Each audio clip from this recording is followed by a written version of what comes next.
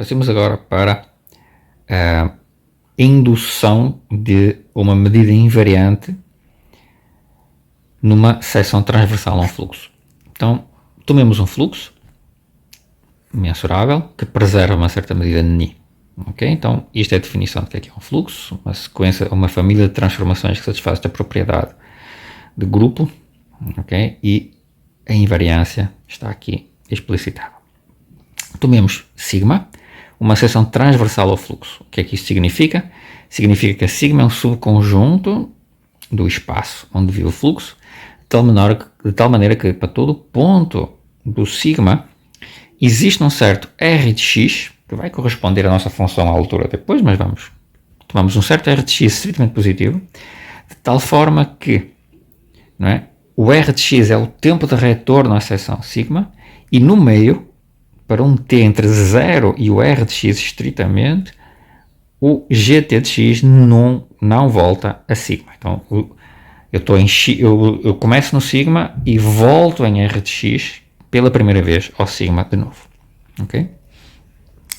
Caso, né, o R de x seja finito. Quando ele for infinito, se o R de x é infinito, significa que ele não retorna. Né? Portanto, eu assumo a possibilidade de que o R é uma função na reta estendida. É estritamente positiva, okay? Mas pode ser infinito, que é um caso generado em que eu não retorno. Então dizemos que o R de x é, claro, o tempo de primeiro retorno do x à seção. O nosso objetivo agora vai ser construir, a partir de uma medida invariante para o fluxo no espaço inteiro, medida Ni, obter a medida Mi, que é invariante pela transformação de primeiro retorno à seção sigma, também conhecida como a transformação de Poincare, como vocês sabem do curso de equações diferenciais ordinárias. Então, vamos olhar para esta função aqui, a função que no conjunto de pontos de sigma que retornam, em que o R é finito, né, eu tenho a transformação que vai desse conjunto em sigma, que simplesmente a cada x associa o g de x no tempo R de x. Eu vou chamar essa fzinha de x. Observamos que a transformação fzinha é automaticamente injetiva. Ok? Portanto, se ela não fosse injetiva, né, teríamos problemas. Vamos ver. Se eu tiver dois pontos distintos em sigma, então estes segmentos de órbita, o pedaço da trajetória do x1 e do x2 que vão até retornar, eles não podem se interceptar. Porque se eles se interceptassem, né, existiria então um TI na trajetória do XI antes do retorno, um TI positivo antes, mas inferior ao tempo de retorno, de tal forma que o G de T1 de x1 seria igual ao G de T2 de x2. Então, aplicando as propriedades do fluxo, o x1 seria o G de T2 menos T1 do x2. Okay? Mas acontece que podemos, por exemplo, supor que o T1 é menor ou igual que o T2, então o T2 menos T1 seria certamente menor ou igual que o R de x2. Então eu teria um retorno do x2 à seção transversal antes do tempo de retorno, antes do tempo de primeiro retorno. Absurdo, não é? Ok? Então, para fazer a construção da medida invariante pela transformação de retorno, nós vamos fazer uma escala de subespaços. Então, para cada ρ, vamos definir um subconjunto da seção, que é o conjunto dos pontos que demoram mais do que ρ a retornar. Demoram pelo menos ρ a retornar, de facto, para o conjunto daqueles pontos em que o R é menor ou igual que ρ. Para um A contido neste sigma-ρ, para um subconjunto mensurável, contido neste subconjunto de pontos que demoram mais do que ρ iterados a voltar, e para cada delta entre 0 e ρ, nós definimos o A de delta como sendo o engordamento do A, preenchimento do A por trajetórias do fluxo entre 0 e delta. Então, o A de delta é simplesmente as imagens do A no tempo de 0 a delta. É o conjunto das trajetórias de pontos que começam em A no tempo de 0 a delta. Ok? Então, vamos agora assumir, e vamos ver exemplos, entretanto, como é que funciona. Vamos assumir que o sigma tem uma sigma-álgebra de conjuntos mensuráveis, de tal forma que a função altura, a transformação de retorno e a sua inversa são mensuráveis em relação a essa sigma-álgebra de conjuntos, e se o conjunto A contido no sigma ρ é mensurável, então o A delta, que eu construí aqui, também é mensurável para a sigma-álgebra do espaço inteiro. Então, tenho aqui este lema muito útil, fundamental. Se A está contido no sigma ρ é mensurável para com ρ, então esta função que dá o ni, a medida no espaço do A delta, daquele conjunto de trajetórias que começam no A, não é? E vão até o tempo delta, o ni delta sobre delta é uma função constante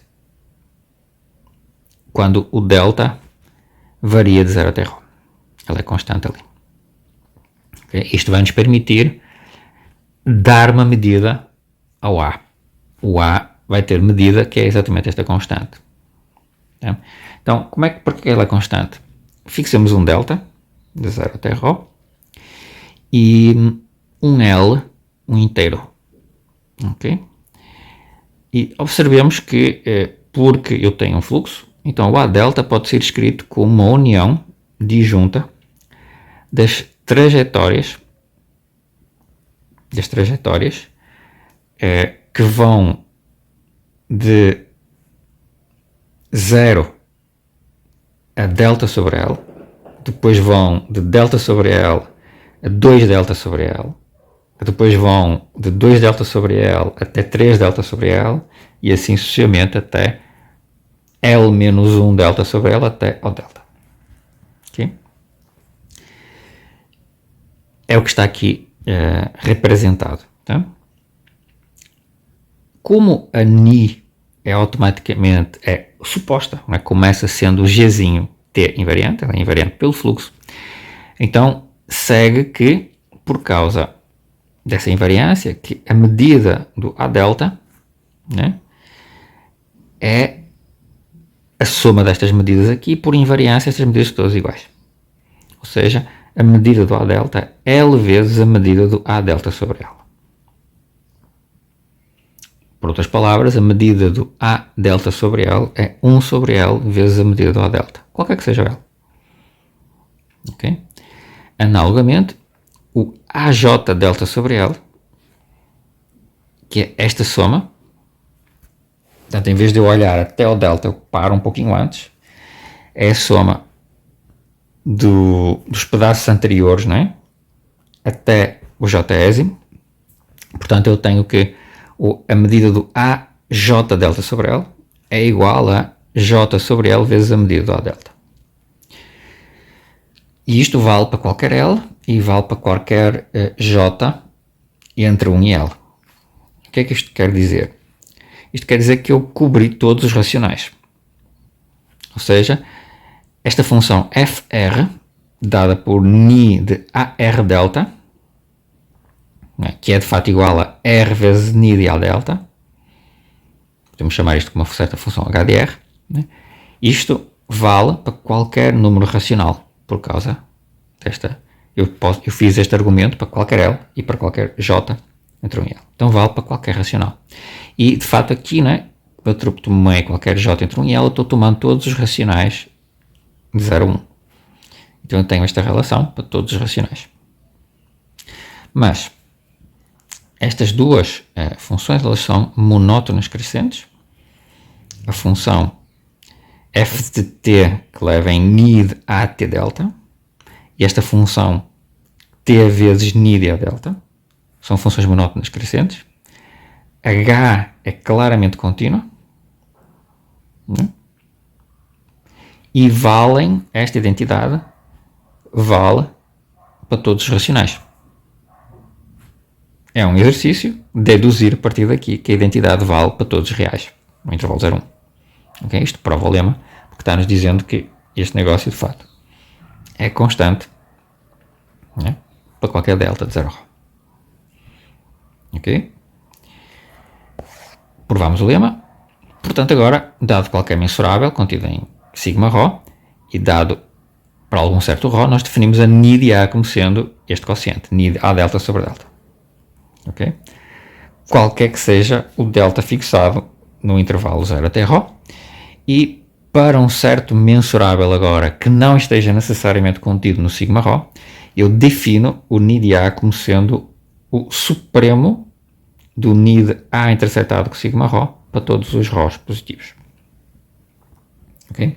Então observamos que pela definição da ni em sigma ρ, com um ρ qualquer fixado, nós vemos que a ni é medida automaticamente. Porque esta expressão aqui é uma medida. Para algum delta fixado, né? Pela definição. Então, esta aqui, a ni de A, é definida à custa da medida ni diretamente. Então, ni é uma medida em sigma ρ, né? Quando eu estou restrito a sigma ρ. No caso geral, observemos que se o ρ cresce, né? Se o ρ cresce, então o sigma ρ também cresce.